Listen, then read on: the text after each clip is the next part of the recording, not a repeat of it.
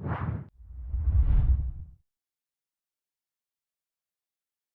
aí, meus amigos, tudo bem? Professor Dixon Cossetti aqui, do curso Direto ao Ponto.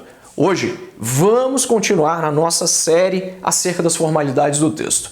Falaremos aqui a respeito da sigla e, claro, das abreviaturas. Vamos diferenciar esses dois caras. Primeira coisa que você tem de entender é o seguinte: o que é uma sigla? Pessoal, sigla é um acrônimo. Normalmente é formado pelas principais letras de determinada estrutura, de determinadas palavras, ou ainda de uma única palavra. Você conhece inúmeras siglas, como por exemplo, BB, Banco do Brasil. Logo, as siglas são acrônimos formados, ou seja, estruturas que são formadas por determinadas letras. Normalmente as principais ou as iniciais, mas não só as iniciais dessas estruturas, dessas palavras. No caso de Banco do Brasil, você tem lá BB para representar Banco do Brasil. PCDF, Polícia Civil do Distrito Federal. É importante mencionar que quando nós temos artigos ou preposições nas siglas, a gente não vai utilizar isso na sigla em regra. Elas ficam liberadas aí da utilização nas siglas. Há uma regra geral aqui para o uso de siglas, pessoal. Quando a gente fala de siglas, a regra geral é que você vai utilizar primeiro o termo por extenso, um nome por extenso. No caso de Banco do Brasil, a primeira coisa é o Banco do Brasil. Você coloca Banco do Brasil com iniciais maiúsculas, nome todo por extenso, e logo após o nome você vai colocar a sigla. Aí a sigla ela vai vir, neste primeiro momento, entre parênteses, ou entre travessões, ou ainda entre vírgulas. Entenda que a sigla vai representar um aposto. Quando você tem lá Banco do Brasil, você colocou entre vírgulas, ou entre travessões, ou entre parênteses, BB, quer dizer que a partir de agora, você fez isso na primeira vez, a partir de agora, para você se referir a Banco do Brasil, você vai fazê-lo somente por meio do acrônimo BB, da sigla BB.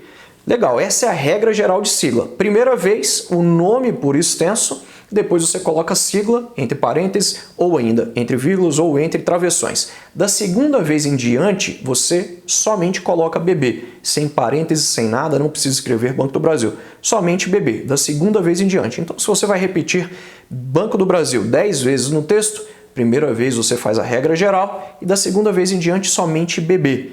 Por exemplo, a mesma coisa para PCDF, a mesma coisa para as outras siglas que você já conhece. Essa é a regra geral de sigla, eu vou colocar para você na tela para que você tenha uma ideia. Mas vamos diferenciar aqui a sigla da abreviatura. Os alunos confundem muito com isso. É muito comum que, por exemplo, em uma sigla como PCDF, o aluno coloque um ponto após o P, um ponto após o C, o D e o F, ou seja, um ponto após cada uma dessas letras. Isso está errado. A gente não vai fazer ponto nas siglas. A gente faz ponto nas abreviaturas. O que são abreviaturas? Abreviaturas, como o próprio nome diz, são formas para você abreviar, para você encurtar palavras. Nós utilizamos abreviaturas em texto? Sim, podemos utilizar sem o menor problema, assim como a gente também pode utilizar a sigla. Dixon, eu não quero utilizar a sigla. Eu posso, toda vez que me referir ao Banco do Brasil, colocar Banco do Brasil por extenso? Pode. Com relação às abreviaturas. A abreviatura a gente usa ponto. Mas eu não quero usar no meu texto, Dixon. Eu não sou obrigado, né? Não, você não é obrigado a utilizar. Mas eu quero usar, Dixon. O que então eu vou ter de fazer? Então, abreviaturas são encurtamentos de determinadas palavras, de determinadas estruturas. Etc. A gente utiliza etc, etc com um ponto depois, para literalmente abreviar essa palavra latina que significa etc.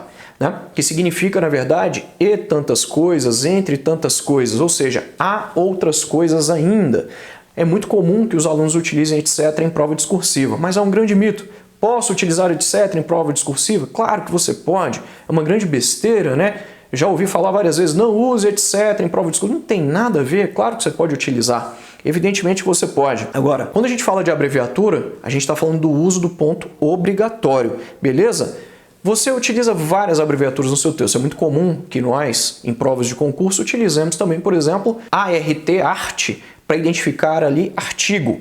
ART, ponto depois, com minúscula, com inicial minúscula. Eu só uso com inicial maiúscula se eu for iniciar o período com essa palavra arte, Artigo abreviado, beleza? Mas no mais você vai utilizar com minúsculo aqui. Então, arte, ponto. Inciso, INC, ponto.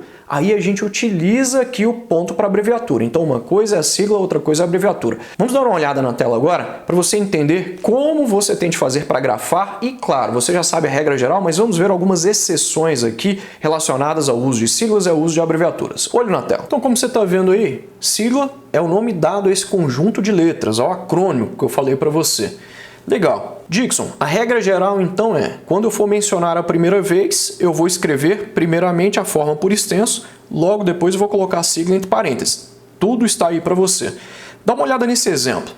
A Universidade Federal do Paraná, você está vendo aí que logo depois a gente colocou o UFPR entre parênteses? Você está vendo? Essa é a primeira vez. É a universidade mais antiga do Brasil. Aí eu vou mencionar novamente, pessoal, a Universidade Federal do Paraná. A UFPR contratou 2 novos professores. Vou continuar falando sobre a Universidade Federal do Paraná durante esse texto e mais várias vezes. Basta que eu coloque o UFPR. Não vou fazer ponto na sigla, como você está vendo aí. Legal? Há algumas observações aqui que envolvem exceções. Vamos lá. Quando a gente tem uma sigla, pessoal, que tem até 3 letras, ou seja, com 1, com 2 ou com 3 letras, como por exemplo é o caso de USP, como por exemplo é o caso de PIS, ONU, OEA, OMS ou ainda PM.